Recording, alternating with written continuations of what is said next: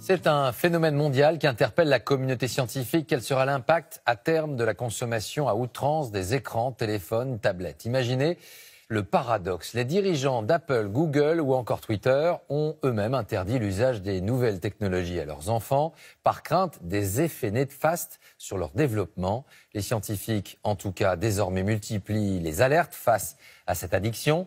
Illustration concrète ce soir avec cette expérience menée en Angleterre dans 4 familles. Grand format signé Loïc Delamornay et Anto Filippi. L'expérience a été menée dans 4 familles parfaitement banales des temps modernes, c'est-à-dire où des enfants ont les yeux rivés sur leur tablette. L'objectif est d'observer ce qui les poussera à quitter leur écran des yeux, alors qu'autour d'eux, la réalité change. Les parents sont complices de l'expérience. Début modeste avec changement des tableaux au mur, aucune réaction.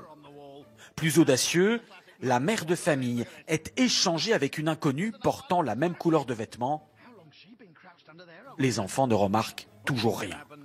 Comble de l'indifférence, de faux frères et sœurs, parfaits inconnus eux aussi, s'installent à table sans le moindre détournement de regard de ceux captivés par l'écran.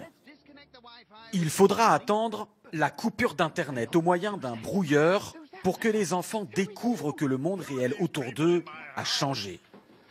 Cette expérience, menée par une marque alimentaire pour promouvoir les repas en famille, a été réalisée sur un ton léger, mais sa démonstration est extrêmement préoccupante pour cette spécialiste des addictions. Plus les enfants passent du temps devant les écrans, moins ils regardent directement les autres dans les yeux.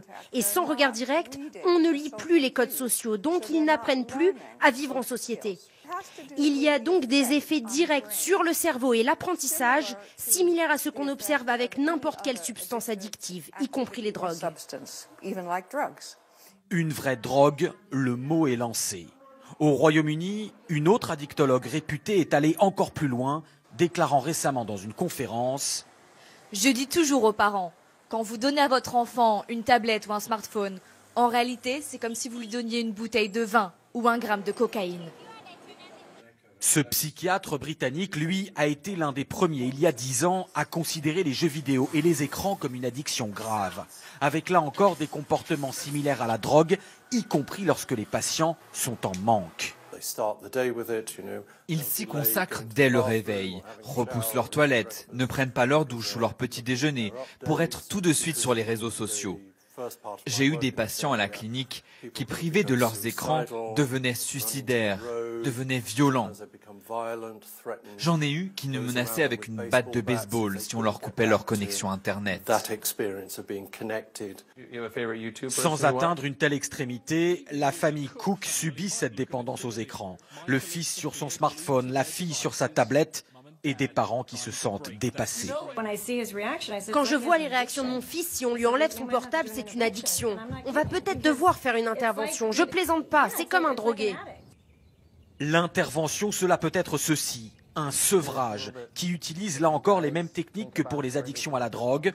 Au Royaume-Uni et aux États-Unis, de nombreuses institutions proposent des cures de désintoxication en pleine forêt. Ce jeune homme est là depuis plusieurs semaines et semble littéralement renaître. Je commence enfin à me dire, va dehors, il y a un monde entier à voir et à explorer. Et quand tu ne fais que fixer ton écran, c'est vraiment malsain. Des cures loin du monde technologique. Dans ce centre, il n'y a qu'un seul téléphone du siècle dernier.